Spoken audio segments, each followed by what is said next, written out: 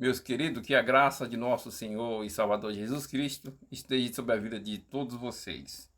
Gostaria de compartilhar com vocês a palavra de Deus, encontrado em Atos dos Apóstolos, no capítulo 10, a partir do versículo 1, que diz assim: E havia um centurião, um varão por nome Cornélio, centurião da corte chamada italiana, piedoso, temente a Deus com toda a sua casa, o qual fazia muitas esmolas, e ao povo de contínua oração a Deus. E este, quase a hora nona, no dia que viu claramente uma visão, um anjo de Deus, que se dirigia a ele e dizia: Cornélio. E este, fixando os olhos nele, muito atemorizado, disse: Que é, Senhor? E o anjo lhe disse: As tuas orações e as tuas esmolas têm subido para a memória de Deus.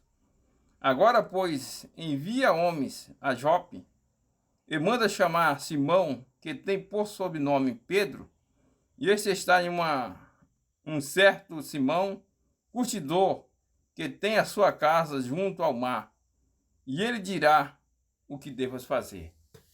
Então, meus queridos, nós temos aqui um centurião, que era homem que tinha soldados ao seu dispor, era um homem que tinha muito recurso financeiro, e a Bíblia fala que aquele homem, apesar de não ser evangélico, mas o coração dele estava voltado para Deus.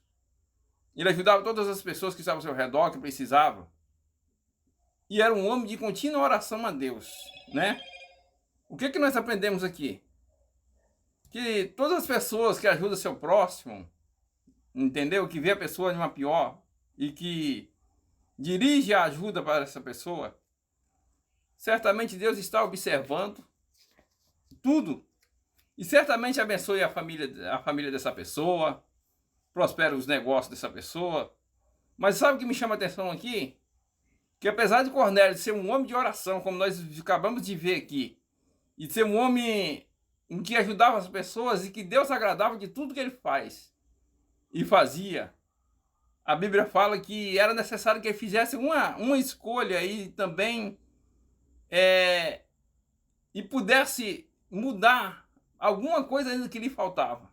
Porque ele tinha tudo que um homem bom, nas suas características, tinha.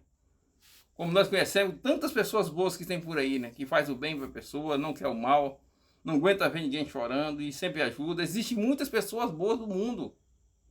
Apesar que existem muitas pessoas maldosas que só quer tirar vantagem, que é capaz de passar por cima de outra pessoa para se dar bem. Mas esse homem aqui era diferente. Ele orava a Deus, ele ajudava as pessoas, como nós vimos aqui. Mas só que era necessário uma coisa para ele. Deus sabia que ele era um homem bom, justo. Agora Deus, em visão, através de um anjo, mostra para ele, falando assim, que procurasse a Pedro, porque Pedro iria dizer o que ele confia em fazer. E como nós conhecemos a história, não dá para entrar em detalhe, né? Que o anjo apareceu para Pedro em visão, para ele não rejeitar. Ele enviou os homens lá e trouxe a Pedro, até na casa lá. E diz a Bíblia que Pedro, quando ele começa a falar com Cornélio, e fala assim: eu vim aqui porque eu achava que o homem comum não deveria ser pregado do evangelho, mas ele foi repreendido. Ele fala assim: o Senhor falou que para ele homem nenhum é comum e imundo.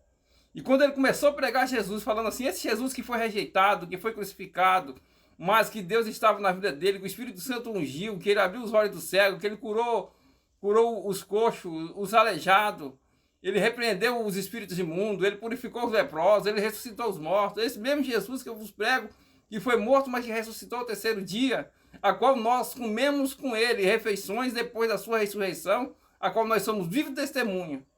A esse Jesus a qual nós pregamos aqui. A Bíblia fala que quando ele estava pregando para Cornélio na sua casa, havia uma multidão de pessoas convidadas de Cornélio, também ouvindo a palavra de Deus. E sabe o que aconteceu? Deus derramou do seu Espírito sobre eles. Sabe por quê?